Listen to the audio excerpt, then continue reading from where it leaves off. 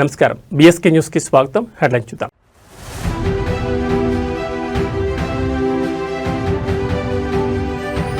CM చంద్రబాబుకు big relief. Fibre net case కొట్టివేస్తూ ACB court ఆదేశాలు.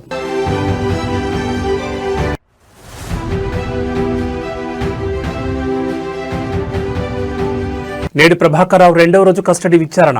హార్డ్ డిస్క్ ధ్వంసంపై నేడు మరోసారి ప్రశ్నించనున్న సిట్.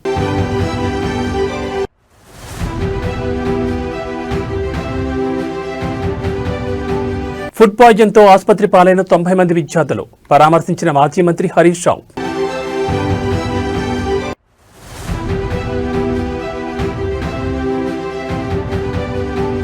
మెస్సీ కోల్కతా టూర్లో గందరగోళం. స్టేడియంలోకి బాటిల్స్ విసిరి ఫ్యాన్స్ రచ్చరచ్చ.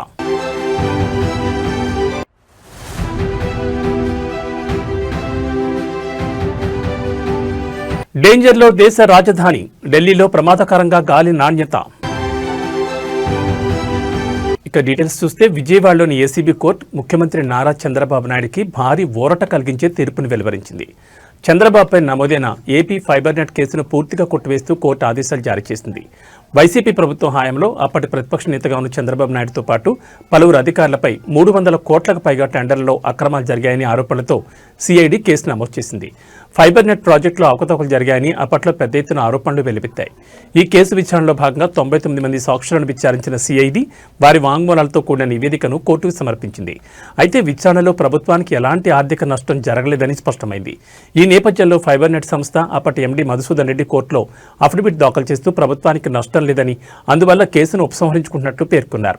దీనిపై తాజా ఎండీ గీతాంజలి కూడా కేసు ఉపసంహరణకు అభ్యంతరం లేదని అఫిడవిట్ సమర్పించారు. అయితే ఫైబర్ నెట్ సంస్థ అప్పటి చైర్మన్ గౌతమ్ రెడ్డి కేసును క్లోజ్ చేయొద్దంటూ కోర్టులో పిటిషన్ దాఖలు చేశారు. దీన్ని పరిశీలించిన ACB court Gautam Reddy petition తిరస్కరిస్తూ కేసు కొనసాగించాల్సిన అవసరం లేదని స్పష్టం చేసింది. ఈ అన్ని అంశాలను పరిగణలోకి తీసుకున్న ఏసీబీ కోర్టు న్యాయమూర్తి ఫైబర్ నెట్ కేసును పూర్తిగా కొట్టివేస్తూ తుది ఉత్తర్వులు జారీ చేశారు.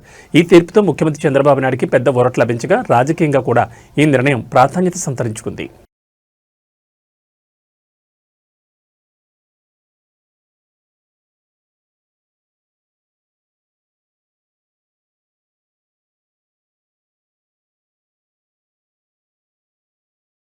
ఫోన్ ట్యాపింగ్ కేసులో ప్రధాన నిందితుడు ఎస్ఐబీ మాజీ చీఫ్ టి ప్రభాకర్ రావును రెండవ రోజు సిట్ విచారణ చేస్తోంది. నిన్న శుక్రవారం రాత్రి వరకు 6.5 గంటల పాటు సిట్ ప్రభాకర్ రావును విచారించింది. రాత్రి ప్రభాకర్ రావు జూబ్లీహిల్స్ పోలీస్ స్టేషన్లో నిద్రించారు. శనివారం విచారణ కొనసాగిస్తున్నారు. ప్రభాకర్ రావును వారం రోజుల పాటు పోలీస్ కస్టడీకి సుప్రీంకోర్టు అనుమతించింది.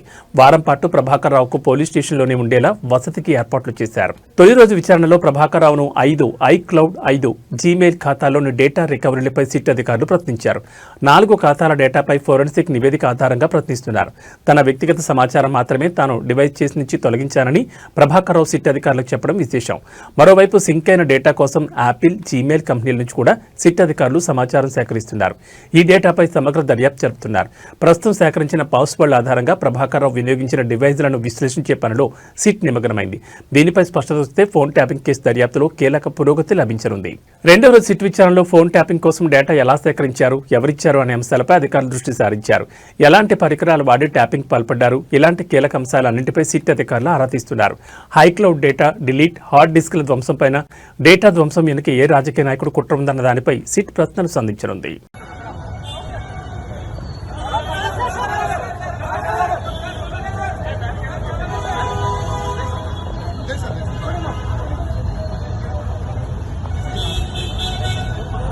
మెస్సీతో ఫుట్బాల్ ఆడేందుకు కోట్లు ఖర్చు చేస్తున్న ముఖ్యమంత్రి రేవంత్ రెడ్డి హాస్టల్ పిల్లలకు మాత్రం తిండి పెట్టడం లేదని మాజీ మంత్రి హరీష్ రావు విమర్శించారు.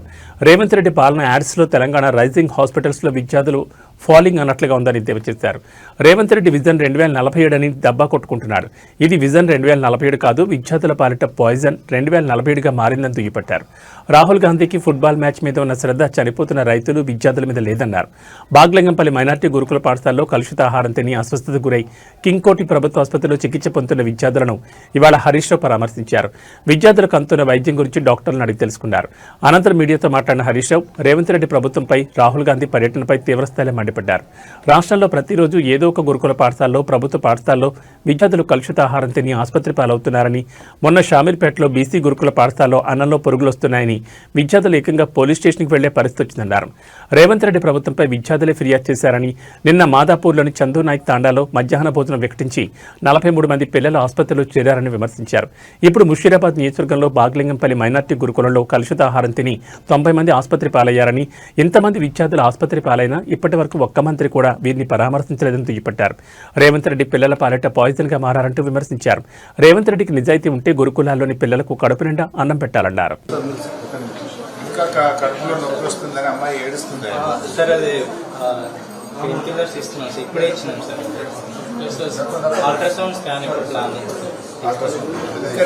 నిన్న 12 గంటలకు వస్తే ఇప్పటిదాకా అల్ట్రాసౌండ్ చేయకపోతే ఏం చేస్తున్నారు? నిన్న వచ్చింది 12 గంటలకు, అమ్మాయి 11 గంటలకు వచ్చింది. ఇప్పుడు తెల్లారింది, 24 గంటలైనా అల్ట్రాసౌండ్ చేయకపోతే ఎందుకైనా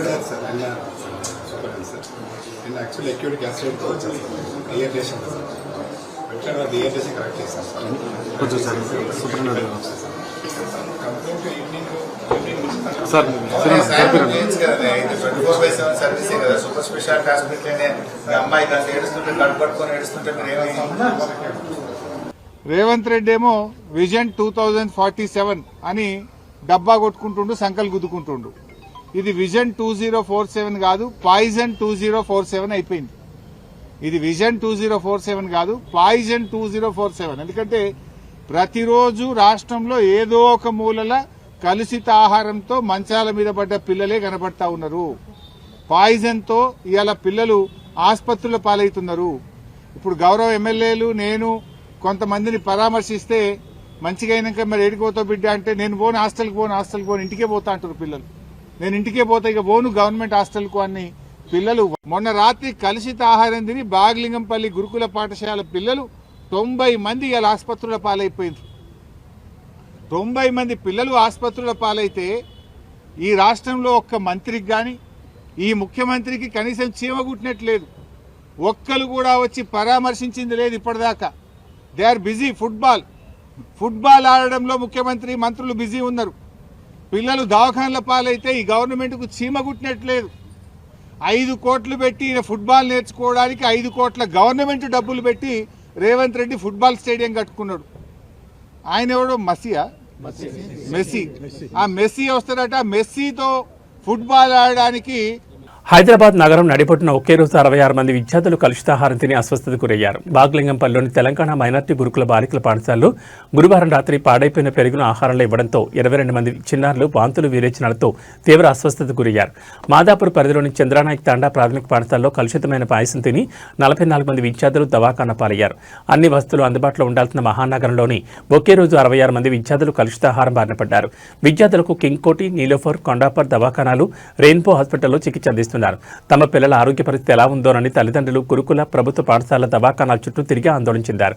చంద్రనాయక్ తాండా ప్రభుత్వ పాఠశాలలో మధ్యాహ్న భోజనం కలుషితం కావడంతో 44 మంది విద్యార్థులు తీవ్ర అస్వస్థతకు గురయ్యారు. శుక్రవారం మధ్యాహ్న భోజనంలో అన్నం, ఆలుగడ్డ కూర, పప్పు, పాయసం అందజేశారు. మధ్యాహ్నం 1:30 నుంచి విద్యార్థులు కడుపు నొప్పి, వాంతులతో అవస్థలు పడ్డారు. పాఠశాలలో మొత్తం 107 మంది విద్యార్థులు ఉండగా 44 మంది అస్వస్థతకు గురయ్యారు. ఉపాధ్యాయులు అంబులెన్స్ ద్వారా 38 మందిని కొండాపూర్ ఏరియా దవాఖానాకు తరలించారు. 6 పరిస్థితి ఆందోళనకరంగా ఉండడంతో నానక్రామ్గూడలోని రెయిన్బో దవాఖానాకు తరలించి చికిత్స అందించారు. మధ్యాహ్న భోజనంలో పాడైన పాయసం తినడం వల్లే అస్వస్థతకు గురైనట్టు తెలుస్తోంది. 44 మందికి విద్యార్థులు అస్వస్థతకు గురైన ఉపాధ్యాయులు తమకు సమాచారం ఇవ్వలేదని తల్లిదండ్రులు చెప్తున్నారు. సాయంత్రమైనా తమ పిల్లలు ఇంటికి రాకపోవడంతో 5 గంటలకు తల్లిదండ్రుల పాఠశాలకు వెళ్లి ఆరా తీశారు. అప్పుడు ఫుడ్ పాయిజన్ అయిందని దవాఖానాకు తరలించినట్టు తెలిపారని వాపోయారు. తమ పిల్లలు అస్వస్థతకు గురైన సమాచారం ఇవ్వకపోవడంతో ఉపాధ్యాయులపై ఆగ్రహం వ్యక్తం చేశారు. ఏదైనా జరగకూడదు జరిగినా ఇలానే వ్యవహరిస్తారా అంటూ మండిపడ్డారు.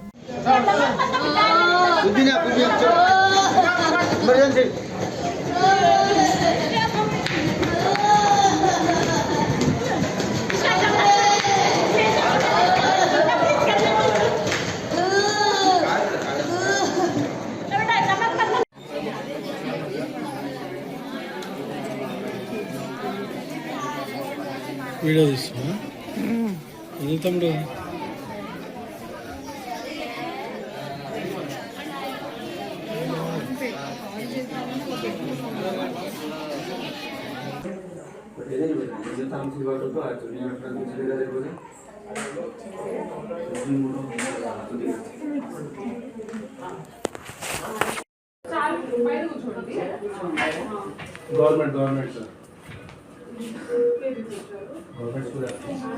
విశాఖ ఆర్కే బీచ్ కాళీమాత విగ్రహం నుంచి వైఎంసీఏ వరకు నిర్వహించిన బీచ్ వాక్ కార్యక్రమాన్ని సిఐటియు పూర్వ రాష్ట్ర కార్యదర్శి కామ్రేడ్ అజయ్ శర్మ ప్రారంభించారు. ఈ సందర్భంగా ఆయన మాట్లాడుతూ విశాఖలో ఈ నెల 31 నుండి జనవరి 4 వరకు జరిగే సిఐటియు 18వ అఖిల భారత మహాసభలను జయప్రదం చేయాలని కోరారు. మోడీ ప్రభుత్వం కార్మికుల హక్కులను కాలరాస్తుందని తెలిపారు. కార్మిక చట్టాలను రద్దు చేసి 4 లేబర్ కోడ్లను తెచ్చిందన్నారు. రానున్న రోజుల్లో కార్మికుల తరపున పెద్ద ఎత్తున పోరాటం చేయడానికి సిఐటియు సిద్ధంగా ఉందని చెప్పారు. లేబర్ కోడ్స్ ని రద్దు చేయాలని, స్టీల్ ప్లాంట్ అమ్మకాన్ని నిలుపుదల చేయాలని నినాదాలు చేశారు. సిఐటియు జిల్లా ప్రధాన కార్యదర్శి ఆర్కేఎస్వి కుమార్ ఆధ్వర్యంలో జరిగిన ఈ కార్యక్రమానికి పెద్ద ఎత్తున కార్మికులు హాజరయ్యారు.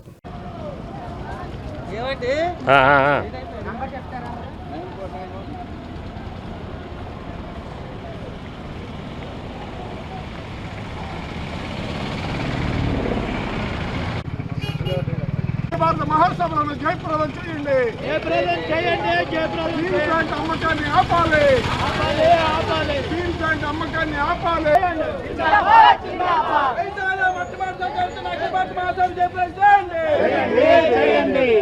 అఖిల భారత మహాసభ జయప్రదం చేయండి.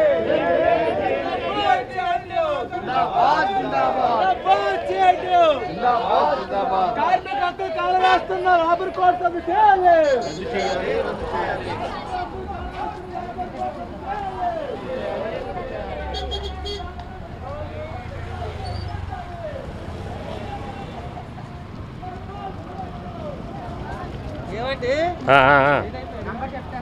తిరువూరు టీడీపీ ఎమ్మెల్యే కొలికపూడి శ్రీనివాస్ మరోసారి వివాదానికి కేంద్ర బిందువుగా మారారు. సొంత పార్టీ నేతలు లక్ష్యంగా ఆయన చేస్తున్న వ్యాఖ్యలు, పెడుతున్న పోస్టులు రాజకీయంగా ప్రకంపనలు సృష్టిస్తున్నాయి. విజయవాడ ఎంపీ కేశినేని చిన్నిపై చేసిన ఆరోపణల వివాదం ఇంకా చల్లారకముందే ఆయన మరో కొత్త వివాదానికి తెరలేపారు.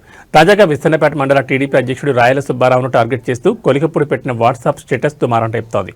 నువ్వు దేనికి అధ్యక్షుడివి? పేకాట్ క్లబ్గా కొండపర్వ గట్టు దగ్గర డే అండ్ నైట్ మ్యాచ్ పేకాట్ కోసం ఆఫీస్ పెట్టావంటే నువ్వు నిజంగా రాయల్ అంటూ ఆయన తన స్టేటస్లో ఘాటుగా విమర్శించారు. రాయల సుబ్బారావు ఎంపీ కేశినేని చిన్ని వర్గానికి చెందిన వ్యక్తిగా ప్రచారం జరుగుతోంది. ఈ నేపథ్యంలోనే కొలికపూడి ఆయన లక్ష్యంగా చేసుకున్నట్టు తెలుస్తోంది. గతంలో ఎంపీ కేశినేని చిన్నిపై కొలికపూడి తీవ్ర ఆరోపణలు చేసిన విషయం తెలిసిందే. తనకు ఎమ్మెల్యే టికెట్ ఇప్పించేందుకు చిన్ని డబ్బులు డిమాండ్ చేశారని, మాఫియాలను ప్రోత్సహిస్తున్నారని ఆరోపించారు. ఈ వ్యవహారంపై ముఖ్యమంత్రి చంద్రబాబు నాయుడు సీరియస్ కావడంతో పార్టీ క్రమశిక్షణ సంఘం విచారణ జరుపుతోంది. ఈ కమిటీ ముందు హాజరై కొలికపూడి వివరణ కూడా ఇచ్చారు. పాత వివాదంపై క్రమశిక్షణ కమిటీ ఇంకా ఎలాంటి నిర్ణయం తీసుకోకముందే కొలికపూడి మరోసారి సొంత పార్టీ నేతపై ఆరోపణలు చేయడం పార్టీ వర్గాల్లో చర్చనీయాంశంగా మారింది. ఈ కొత్త వివాదంపై టీడీపీ అధిష్టానం ఎలా స్పందిస్తుందోనన్న ఆసక్తి రాజకీయ వర్గాల్లో నెలకొంది.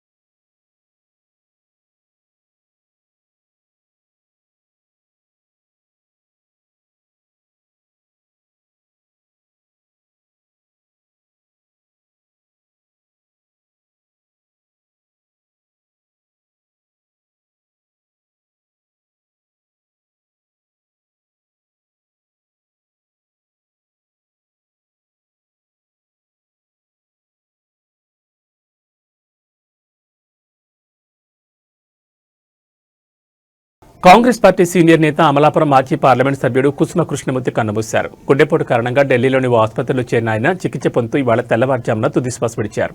ఈ విషయాన్ని ఆయన కుటుంబ సభ్యులు తెలిపారు. ఆయన మృతి పట్ల పలువురు రాజకీయ ప్రముఖులు సంతాపం వ్యక్తం చేస్తున్నారు. కృష్ణమూర్తి 1940 సెప్టెంబర్ 11న ఉమ్మడి గోదావరి జిల్లా ఐనవిల్లి మండలం విలస గ్రామంలో జన్మించారు. కాంగ్రెస్ పార్టీ ద్వారా రాజకీయాలకు ప్రవేశించిన ఆయన ప్రజల్లో మంచి గుర్తింపు తెచ్చుకున్నారు. అమలాపురం లోక్సభ నియోజకవర్గం నుంచి కాంగ్రెస్ అభ్యర్థిగా 3 సార్లు పోటీ చేసి విజయం సాధించారు. 1990లో కేంద్ర పెట్రోలియం రసాయనాల మంత్రిత్వ శాఖలో సేవలందించారు. 1980-82 మధ్య కాలంలో షెడ్యూల్ కులాలు తెగల సంక్షేమ సంయుక్త కమిటీకి కన్వీనర్ గాను బాధ్యతలు నిర్వర్తించారు. దళిత వేదం అనే పుస్తకాన్ని కూడా ఆయన రచించారు. గత కొన్నేళ్లుగా ఆయన క్రియాశీల రాజకీయాలకు దూరంగా ఉంటున్నారు. మెస్సీ కోల్కతా పర్యటనలో గందరగోళం ఏర్పడింది. తన టూర్లో భాగంగా ఇవాళ ఉదయం మెస్సీ కోల్కతాలోని సాల్ట్ లేక్ స్టేడియంలో జరిగిన కార్యక్రమానికి హాజరయ్యారు. ఈ సందర్భంగా ఫ్రెండ్లీ మ్యాచ్ ఉంటుందని నిర్వాహకులు ప్రకటించారు. దీంతో మెస్సీ మ్యాచ్ చూసేందుకు భారీ సంఖ్యలో ఆయన అభిమానులు స్టేడియంకు చేరుకున్నారు. కానీ మెస్సీ అక్కడ ఎలాంటి మ్యాచ్ ఆడలేదు. కేవలం ప్రేక్షకులకు అభివాదం మాత్రమే చేశారు. దీంతో మెస్సీ మ్యాచ్ ఆడకుండా త్వరగా వెళ్లిపోవడం పట్ల నిర్వాహకుల తీరుపై ఫ్యాన్స్ ఆగ్రహం వ్యక్తం చేశారు. స్టేడియంలోకి కుర్చీలు, వాటర్ బాటిల్ విసిరేశారు. స్టేడియంలో సీట్లు ధ్వంసం చేసి ఫ్లెక్సీలు చింపేశారు. బారికేట్లు దాటుకుని చొచ్చుకెళ్లేందుకు ఫ్యాన్స్ ప్రయత్నించారు. దీంతో అక్కడ ఒక్కసారిగా గందరగోళం ఏర్పడింది. ఫ్యాన్స్ గొడవ చేయడంతో మెస్సీ టీం సొరంగం ద్వారా స్టేడియం నుంచి బయటకు వెళ్లిపోయింది. గందరగోళం నేపథ్యంలో ఫ్యాన్స్ ను అదుపు చేసేందుకు పోలీసులు ప్రయత్నిస్తున్నారు.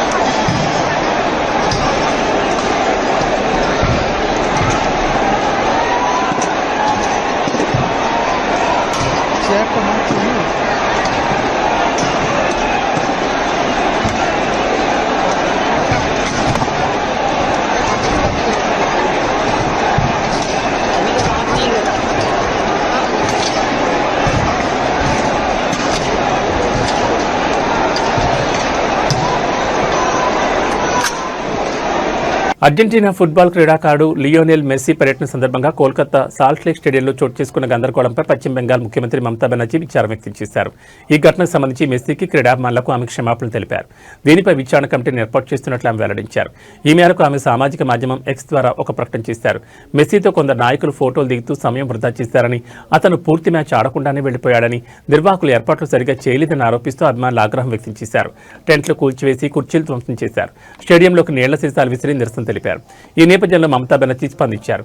మెస్సీ పర్యటన సందర్భంగా సాల్ట్ లేక్ స్టేడియంలో తలెత్తిన నిర్వహణ లోపాన్ని చూసి దిగ్భ్రాంతికి గురయ్యానని ఆమె పేర్కొన్నారు. మెస్సీని చూసేందుకు వచ్చిన వేలాది మంది క్రీడాభిమానులతో కలిసి తాను కూడా ఆ కార్యక్రమంలో పాల్గొనడానికి స్టేడియానికి బయలుదేరానని తెలిపారు. అయితే అక్కడ పరిస్థితిని చూసి తాను వెనుదిరిగానని ఆమె అన్నారు. స్టేడియంలో జరిగిన ఘటనకు ఆమె క్షమాపణలు కోరారు.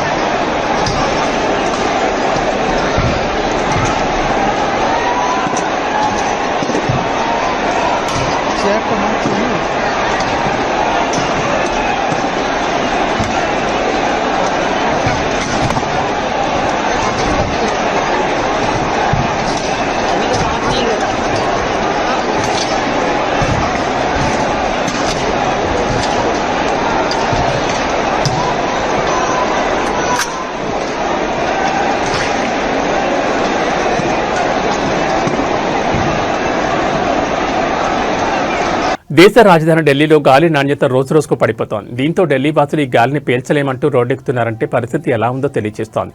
ఉదయం నుంచి సాయంత్రం ఎటు చూసినా పొగమంచు ఉండడంతో ఇబ్బందులు పడుతున్నారు. వాహనాల రాకపోకలకు సైతం తీవ్ర ఇబ్బందులు ఏర్పడ్డాయి. శనివారం ఉదయం దేశ రాజధాని ఢిల్లీలో గాలి నాణ్యత సూచిక AQI 397 చేరుకోవడంతో దట్టమైన పొగమంచు ఢిల్లీని ఆవరించింది. దాదాపు 21 ప్రాంతాల్లో గాలి నాణ్యత పడిపోయింది. AQI రీడింగ్లు 400 మార్కులు దాటాయని కేంద్ర కాలుష్య నియంత్రణ బోర్డు హెచ్చరించింది. ఇవాళ ఢిల్లీలో గాలి నాణ్యత వెరీ పూర్ కేటగిరీలో ఉందని, ఆదివారం తీవ్రమైన కేటగిరీలోకి వెళ్లే ప్రమాదం ఉందని ఎయిర్ క్వాలిటీ ముందస్తు హెచ్చరిక వ్యవస్థ అంచనా వేసింది. ఢిల్లీలో పొగమంచు కమ్ముకోవడంతో స్థానికులు ఇబ్బందులు పడుతున్నారు. చాలా మంది మాస్కులు ధరించి బయటకు వస్తున్నారు. పిల్లలు, పెద్దలు ఇళ్లకే పరిమితమయ్యారు. గాలి నాణ్యత మెరుగయ్యేలా ప్రభుత్వం చర్యలు చేపట్టాలని ఢిల్లీ వాసులు కోరుతున్నారు.